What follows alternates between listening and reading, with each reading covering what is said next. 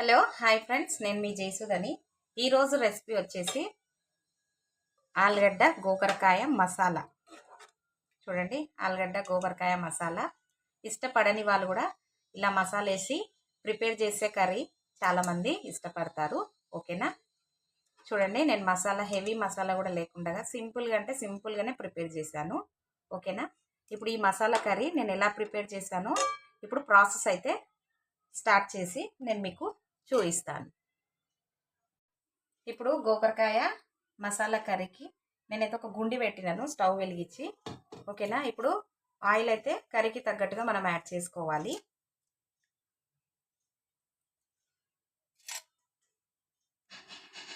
Oil అయితే మంచిగా heat అయ్యింది.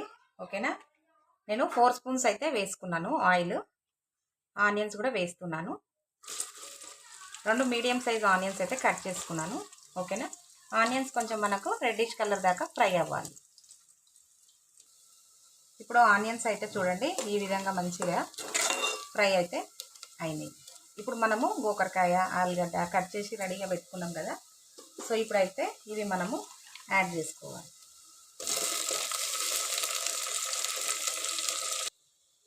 గోకరకాయ ఆలుగడ్డ వేసుకున్నాం కదా, వెంటనే టమాటాలు కూడా వేసుకోవాలి.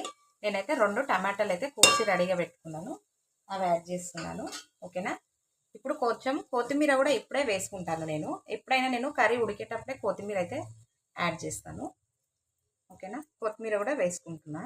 ఇప్పుడు ఇవన్నీ వేసుకున్నాం కదా, ఒకసారి మంచిగా కలుపుకుందాము.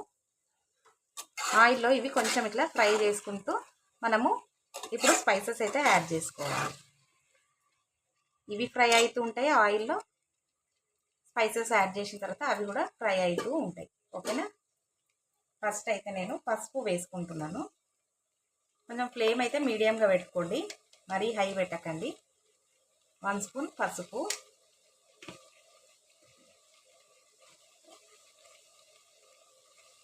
1 స్పూన్ అల్లం,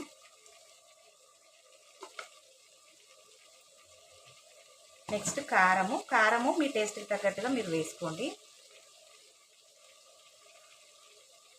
నేనైతే 3 స్పూన్స్ వేస్తున్నాను. ఎందుకు అని అంటే కొంచెం మనము ఇప్పుడు మసాలా వేసి ప్రిపేర్ చేస్తున్నాం కదా, సో మసాలా ఫ్లేవర్స్ కూడా ఉంటాయి కదా, మళ్ళీ కారం ఎక్కువైతే తినలేము. సో అందుకనేసి నేను 3 స్పూన్స్ అయితే యాడ్ చేస్తున్నాను. నెక్స్ట్ ధనియాల పొడి 3 స్పూన్స్ వేసుకున్నాను. ఓకేనా? ఇప్పుడు వేయాల్సినవి అన్నీ మనము వేసుకున్నాం కదా. సో ఇప్పుడు ఇది మంచిగా ఇట్లా ఆయిల్లో అయితే ఫ్లేమ్ అనేది మీడియంగా పెట్టి మాడకుండా ఇట్లా కలుపుకుంటూ మంచిగా గోకరకాయ ఆలుగడ్డ టమాటా అయితే మంచిగా ఉడికించుకోవాలి. 50% అయితే మనకు ఆయిల్లోనే ఈ కూరగాయలన్నీ ఉడికిపోవాలి. ఓకేనా? ఆ తర్వాత ఏమన్నా ఉడకకపోతే అప్పుడు మనం కొంచెం వాటర్ యాడ్ చేసి ఉడికించుకోవాలి. ఓకేనా? చూడండి, ఇప్పుడు ఇట్లా మంచిగా కలుపుకున్నాం కదా అంతా. ఇప్పుడైతే ఉడికించుకోవాలి. ఒక మూత పెట్టి నేను ఫ్లేమ్ చిన్నగా పెట్టి కర్రీ అయితే ఉడికిస్తాను. నేను సాల్ట్ వేయలేదు, సో కర్రీకి తగ్గట్టుగా సాల్ట్ కూడా యాడ్ చేస్తాను. ఓకేనా?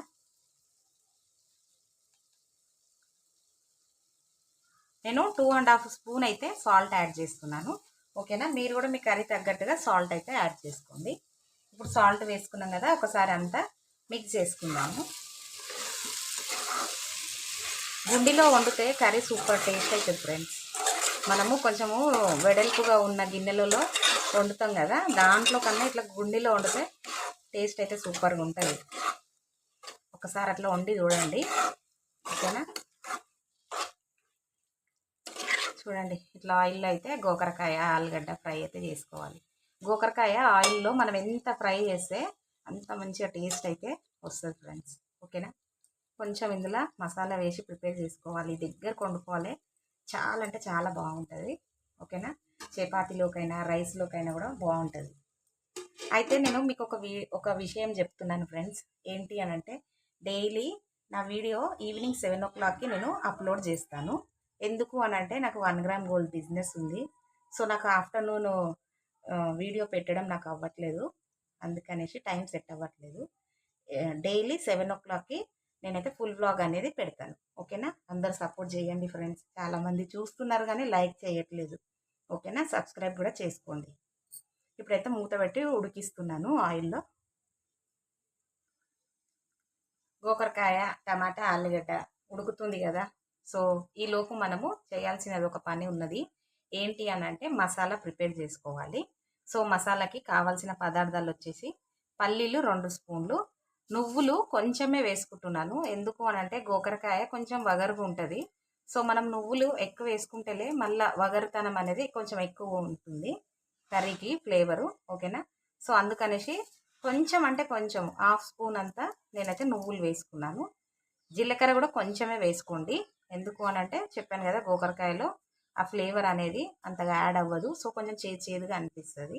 అందుకనేసి కొంచెం జీలకర్ర, కొంచెం నువ్వులు, 2 స్పూన్ పల్లీలు, కొబ్బరి పొడి అయితే నేను 3 స్పూన్స్ వేస్తున్నాను.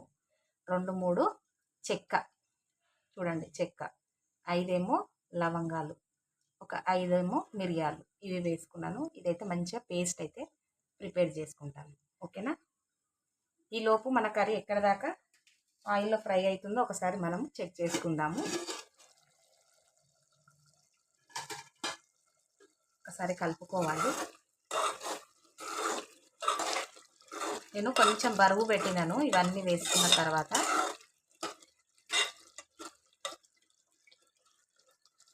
చూడండి గోకరకాయ, ఆలుగడ్డ ఇట్లా మంచిగా ఉడుకుతుంది. కొంచెం అంటే కొంచెం వాటర్ వేసినాను ఫ్రెండ్స్, కొంచెమే. ఎందుకు అని అంటే అడగంటుతుంది. సో అందుకని కొంచెం మీరు కూడా వాటర్ వేసి గోకరకాయనైతే ఉడికించుకోండి మాడకుండా. ఓకేనా? మళ్ళీ నేను మూత పెట్టేస్తున్నాను. ఇప్పుడు మసాలా అయితే ప్రిపేర్ చేసుకుంటాను. చూడండి గోకరకాయ, ఆలుగడ్డ ఎక్కడ దాకా మనకి ఉడికిందో ఒకసారి మనము చెక్ చేసుకుందాము. ఆలుగడ్డ అయితే ఉడికిపోయింది. గోకరకాయ కూడా లేతగా ఉండే ఫ్రెండ్స్. సో చూస్తాను ఎక్కడ దాకా ఉడికింది అనేది. కాలుతా ఉంది.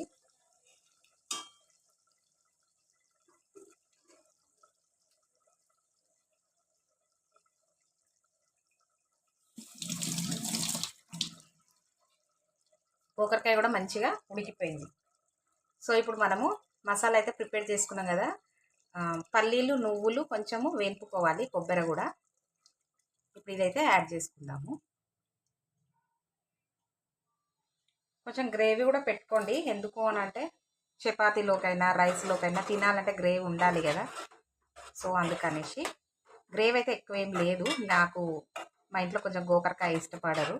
కొంచెం ఇట్లా మసాలా వేసి వండితేనే కొంచెం ఇష్టపడతారు. అందుకనేసి నేను కొంచెం అంటే కొంచెము గ్రేవీ అయితే ఈ విధంగా పెట్టుకున్నాను. చూడండి గ్రేవీ. ఇప్పుడు ఈ మసాలా వేసుకున్నాం కదా, ఇది ఒక 5 నిమిషాలు మనము అంత మంచిగా ఉడికించుకోవాలి. ఎందుకంటే గోకరకాయకి, ఆలుగడ్డకి ఆ ఫ్లేవర్ అనేది యాడ్ అవ్వాలి కదా. సో అందుకనేసి ఒక మూత పెట్టి మళ్ళీ ఒక 5 నిమిషాలు అయితే ఉడికించుకుంటాను. ఎందుకంటే మసాలా వేసుకున్నాం కదా, అందుకనేసి. ఇప్పుడు చూడండి గోకరకాయలో ఆయిల్ చూడండి ఎంత మంచిగా ఇట్లా పైకి తేలిందో. సో మన కర్రీ అయితే కంప్లీట్ అయినట్టు. నేనైతే స్టవ్ ఆఫ్ చేస్తున్నాను. ఒకసారి అంతా మంచిగా మిక్స్ చేసుకుందాము. ఫస్టే చెక్ చేసుకున్నాను కదా, ఆలుగడ్డ, గోకరకాయ అంతా మంచిగా ఉడికిపోయింది. గ్రేవ్ ఈ మాత్రం చిక్కగా ఉండాలి. ఎందుకంటే చల్లగైన తర్వాత కొంచెం దగ్గరకు అవుతుంది. ఓకేనా? అందుకనేసి నేనైతే ఈ విధంగా అయితే పెట్టుకున్నాను గ్రేవ్. సో మీరు కూడా అందరూ ఈ రెసిపీ ట్రై చేసి మీ ఫీడ్బ్యాక్ అనేది నాకు కామెంట్ సెక్షన్లో తెలియచేయండి. లైక్ చేయండి, షేర్ చేయండి, సబ్స్క్రైబ్ చేయండి. Thank you for watching.